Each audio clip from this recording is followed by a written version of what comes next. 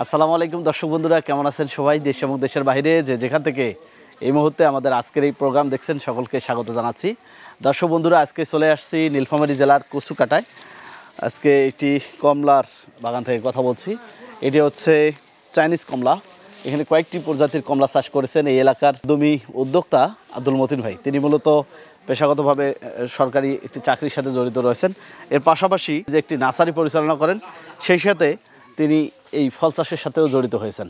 তার এখানে বাগান একটি গড়ে তুলছেন। এখানে চাইনিজ কমলা চাষ হচ্ছে, এছাড়াও আরও কয়েক প্রজাতির কমলা রয়েছে যেগুলোর আমাদের দেশে এখন সম্ভাবনা দেখা যাচ্ছে।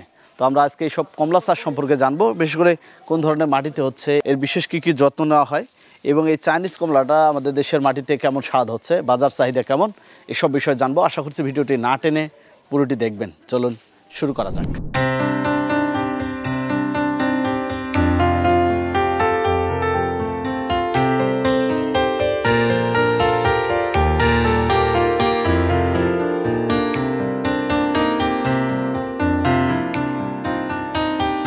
আসসালামু আলাইকুম।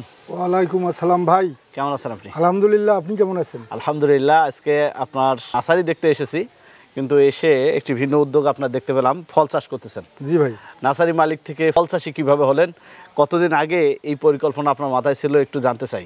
বিশেষ করে এই যে চাইনিজ কমলা, দার্জিলিং কমলা, আরও কয়েক প্রজাতির কমলা চাষ করতেছেন, এসব বিষয়ে একটু বলবেন। আসলে এই পুরো হিস্টোরি বলতে গেলে সময়ের দরকার। আমার আব্বা 1992 সালে যখন নার্সারি শুরু করছিলেন, তখন আমি ক্লাস 3-তে পড়ি। তাই সেই সময় থেকে গাছের প্রতি আমার একটা টান যেন।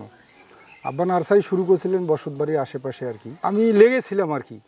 তারপর এভাবে নার্সারিতে ছিলাম, 8ম শ্রেণীতে যখন পড়ি আসলাম, তখন অনেক বৃহৎ একটা নার্সারি আমার আব্বা শুরু করলেন 3-4 বিঘা জমির মধ্যে, আমাদের বাড়ি থেকে 3-4 কিলোমিটার দূরে কচুকাটায়। শুরু থেকেই আমি ছিলাম ওখান থেকেই। আমি এসএসসি পাস করলাম, ইন্টারমিডিয়েট পাস করলাম, তারপর বিবিএ MBA করলাম, শেষ পর্যায়ে গণপূর্ত বিভাগে চাকরি হলো। তো সেখান থেকেই আসলে গাছের প্রতি আমার একটা লোভ।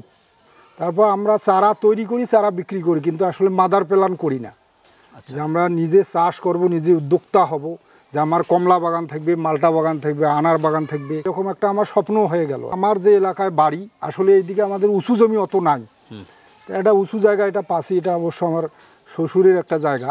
আচ্ছা। তো এই জায়গায় আমি দেখলাম আর কিছু কমলা গাছ লাগা যায়। তো কমলা গাছটা আসলে 60% বা 40% ছায়ার মধ্যে কিন্তু কমলা গাছের ভালো হয় আর কি।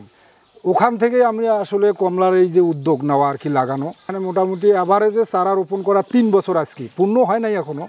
আমি জানুয়ারির দিকে লাগাইছিলাম, এখন জানুয়ারি আসলে তখন 3 বছর হবে। আল্লাহর রহমতে এইবার দ্বিতীয় ফলন পাইলাম। আল্লাহ ছাড়া কথা বলা যায় না। এই ফলনটা আসলে অবাক আমি, মানে গাছের পাতার চেয়ে ফলন বেশি।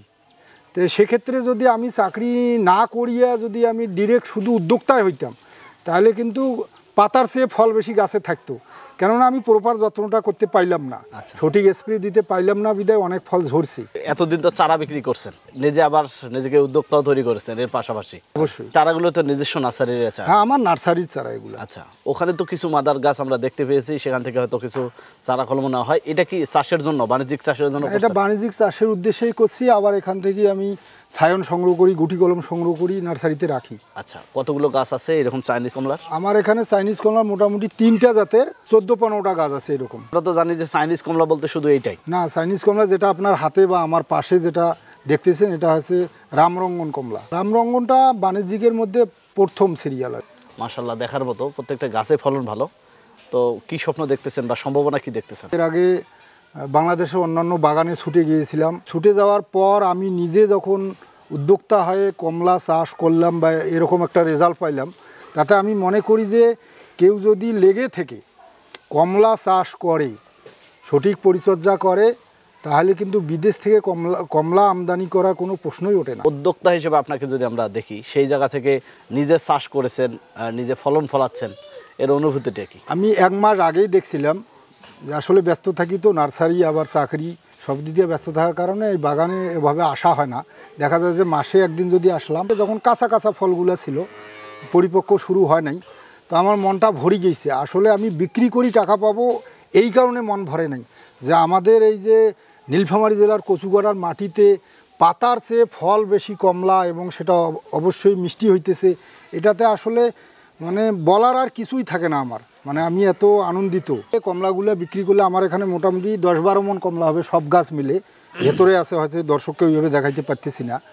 তো আমার কাছে মোটামুটি 4800 টাকা মন বলছে আর কি, এক মন মানে 40 কেজি 4800 টাকা পাইকারি বলছে। আচ্ছা, তাই আমি বলতেছি যে আসলে এই প্রথমবারে আমি ওইভাবে বিক্রি করব না, আমি এর পরে বারে হয়তো 50 মণ 100 মণ যখন হবে তখন আমি বিক্রি করবো। এগুলো আমরা খাবো বা মানুষকে খাওয়াবো। ফলন দেখিয়া কমলা রেজাল্টটা পেয়ে সবাই শুধু চারার জন্যে আমাকে আবেদন করতেছে।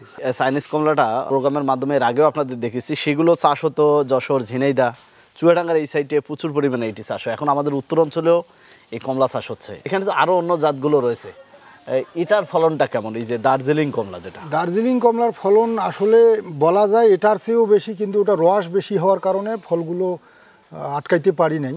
আচ্ছা, অত সময় দেওয়ার পাই নাই, কখন কি স্প্রে করা লাগে এই স্প্রেটা করতে পারি নাই।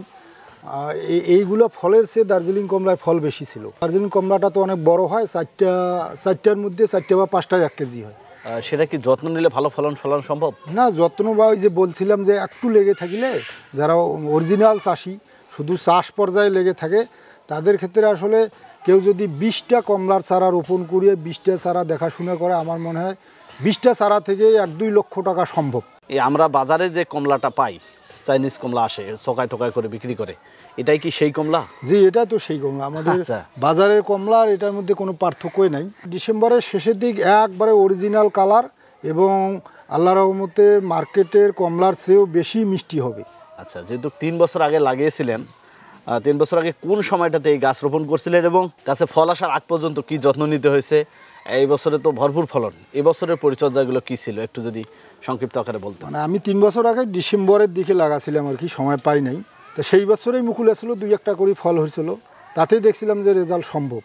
তো এই বছরে মুকুল আসার পর ওই যে বলছিলাম সময় কম পাই, তা প্রথমবারে কিছু ওই যে র্যাডোমিল গোল্ড ছত্রাকনাশক এই স্প্রেগুলো করছিলাম, ফুল দিয়ে ভরে গেল।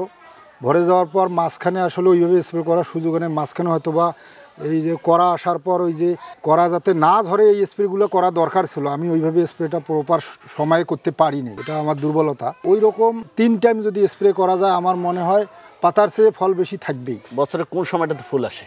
এটা মোটামুটি জানুয়ারির শেষের দিকে মুকুল আসে। জানুয়ারির শেষের দিকে আসে। আবার ফলটা হারভেস্ট হবে কতদিন পরে? ডিসেম্বরে হারভেস্ট হয়, ডিসেম্বর মাসেই। মানে হারভেস্ট হওয়ার 1 মাস পরে আবার ফুল চলে আসে? আবার ফুল চলে আসে। এই মুকুল ফলে পরিপূর্ণ হইতে হইতে আবার ডিসেম্বরে একেবারে হারভেস্ট হয়। মানে কমলাটা একটু দীর্ঘমেয়াদী সময় লাগে, কেননা কাঁচা কমলা তো মার্কেটে কেউ কিনবে না। জি জি। এখন এই পরিপক্ক এই যে কালার আসতে কিন্তু মোটামুটি এভারেজ 2 মাস সময় লাগে। দীর্ঘদিনের এই নার্সারি ব্যবসায় অনেক চারা হয়তো অনেককে দিয়েছেন। বাণিজ্যিক বাগান কি আমাদের উত্তর অঞ্চলে হয়েছে? আমাদের উত্তর অঞ্চলে বাণিজ্যিক বাগান যে 500, 2000, 3000 গাছের এরকম নাই, তবে মোটামুটি 200, 300, 500, 400 আমাদের নীলফামারীতেই। গত বছর নীলফামারীতেই আমি এই চায়না কমলার চারা দিয়েছিলাম ওনাকে, মনে হয় 250-র মতো। তা উনি কিছু সংখ্যক গাছে শুধু কমলা নিয়েছেন। উনি সেদিন আমাদের নার্সারিতে এসে আবার সাতকি কমলার চারা কিনলো, মোটামুটি 14-15 বিঘা জমিতে করছে নীলফামারীতেই আমাদের। তা মোটামুটি উনি বললো যে 2টা কমলার গাছ থেকে আমি 14,000 টাকার কমলা বিক্রি করছি, বাকিগুলো আমি ঝড়ে দিছিলাম গাছ বড় করার জন্য, প্রথমবারে নেয়নি। তা সেই ক্ষেত্রে দেখলাম যে আসলে নীলফামারীতে কমলা চাষের ফিডব্যাক ভালো। আচ্ছা, কোন ধরনের মাটি আপনাদের এটা? এটা দোআঁশ মাটি আমাদের। দোআঁশ মাটি? জি। আচ্ছা, বিঘা প্রতি কেমন চারা লাগে এটা? শতকে 8টা হয় তো। আচ্ছা, তাহলে সেক্ষেত্রে আমাদের এক এক জায়গায় এক এক বিঘার পরিমাপ, আমাদের 30% বিঘা, তাহলে শতাংশে 8টা চারা, 8 ফিট পর পর 8টা। 1 বিঘা 30% বিঘা হলে 240টা চারা, 8 ফিট স্কোয়ারে। এতে খরচ কেমন হবে বিঘা প্রতি চাষে? দেখা গেল 240টা চারা যদি আমাদের আদর্শ মানিক নার্সারি থেকে কেউ নেয়, 2 বছর বয়সের যদি চারা নেয়, সেক্ষেত্রে সর্বোচ্চ 300 টাকা দাম।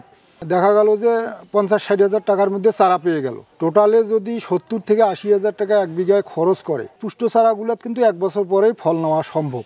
আচ্ছা, তাহলে 1 বছর পরেই 240টা গাছ, একটা গাছে 1000 টাকা বিক্রি করলে দেখা গেল যে আপনার 2.5-3 লক্ষ টাকা। এই জমিগুলোতে তো অন্য ফসলও করা যাবে? হ্যাঁ, অন্য সাথী ফসল হিসাবে মরিচ চাষ, বেগুন চাষ, পেঁপে চাষ, তারপর আপনার পটল চাষ, সাথী ফসল হিসেবে এই চাষগুলো কিন্তু করতে পারবে।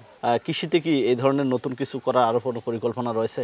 আমার আসলে কৃষিটা খুব ভালো লাগে, কেননা আমরা যতই যারাই যে কোম্পানির মালিক হই, বাংলাদেশে হোক বিদেশেই হোক, সবশেষে কিন্তু কৃষির অবদান একটা থাকে। কেননা আমরা যদি কৃষি না করি, সে আমেরিকায় যদি আপেল চাষ না করে তাহলে আপেল কিন্তু আমরা পাই না। তো সুতরাং এই যে চাষটা আমাদেরকে নিজে করতে হবে। আমরা যদি ধান চাষ না করি তাহলে আমার 50 কোটি টাকা আমার আছে স্টকে, কিন্তু ধান চাষ করলো না, আমরা কি খাইতে পাবো?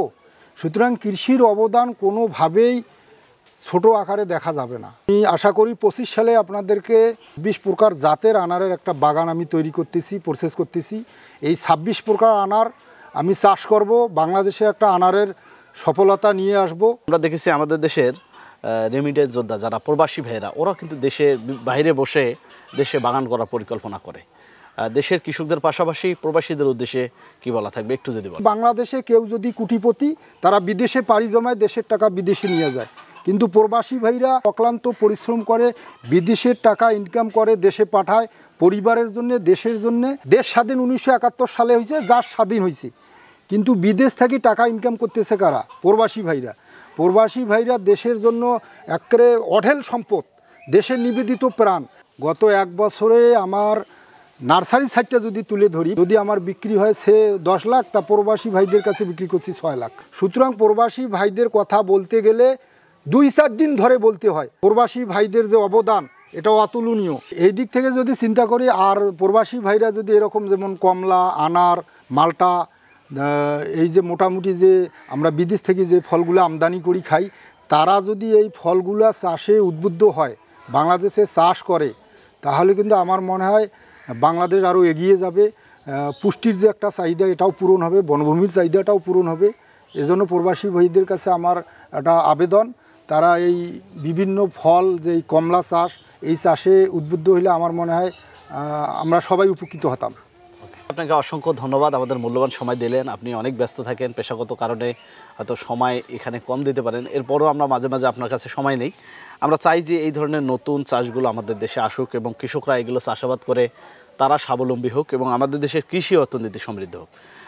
ভবিষ্যতে আরও ভালো কিছু করবেন এই আশাবাদ ব্যক্ত রেখে বিদায় নিচ্ছি। আসসালামু আলাইকুম। ওয়ালাইকুম আসসালাম। দর্শকদের একটা কথা শেষ পর্যায়ে বলি, আমি প্রত্যেকটা প্রকৃতি প্রেমিককে আমার সালাম জানিয়ে, অভিনন্দন জানিয়ে, এবং বাংলাদেশের কৃষি এবং এই যে আমাদের নার্সারি যে সেক্টর, গাছপালা লাগানোকে আগ্রহী হয়ে উঠতে অভিনন্দন জানিয়ে আমি শেষ করলাম। আসসালামু আলাইকুম।